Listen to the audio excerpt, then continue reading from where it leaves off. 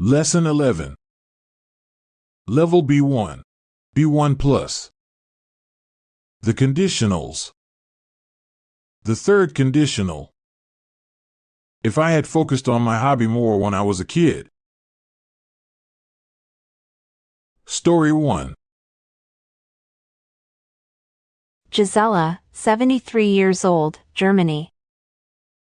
If I had focused on my hobby more when I was a kid, I probably wouldn't have spent almost 50 years in a job that I disliked.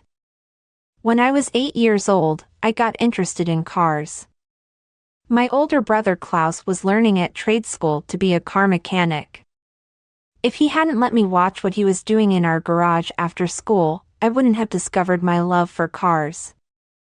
He taught me a lot about them, and sometimes he even allowed me to help with simple repairs.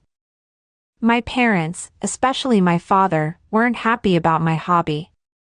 They said that being a mechanic didn't suit me because they thought that it was not a job for girls.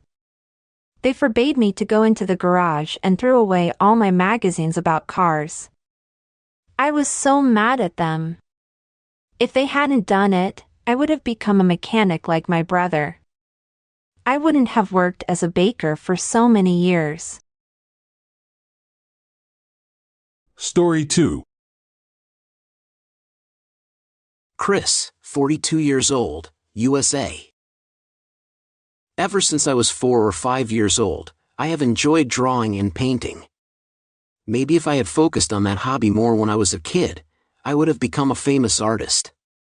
My parents didn't have enough money to pay for professional art classes, so I had to rely on my own ideas and intuition. When I went to primary school, my art teacher told me that I was talented. If she hadn't encouraged me to keep working on my skills, I probably would have quit then because I didn't believe in myself. My family didn't believe in my talent either. They thought that painting was a waste of time and that I ought to concentrate on other, more important subjects than school. I graduated from high school in 1998, and my parents forced me to study finance at university. If I hadn't listened to them, perhaps I would have opened my own art gallery a few years later. Story 3. Adrianka, 46 years old, the Czech Republic. If I had focused on my hobby more when I was a kid, perhaps I would have become a professional tennis player. When I was 6 years old, I saw Martina Navratilova on TV for the first time. She was, and still is, one of the most famous people in my country. I was amazed by her, and I wanted to do exactly what she did.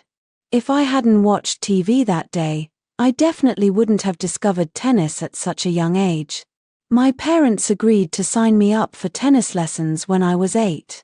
I liked it, but I didn't expect it to be so difficult. It required a lot of patience, and I just didn't have it. If I had been more patient, I wouldn't have quit it a year later.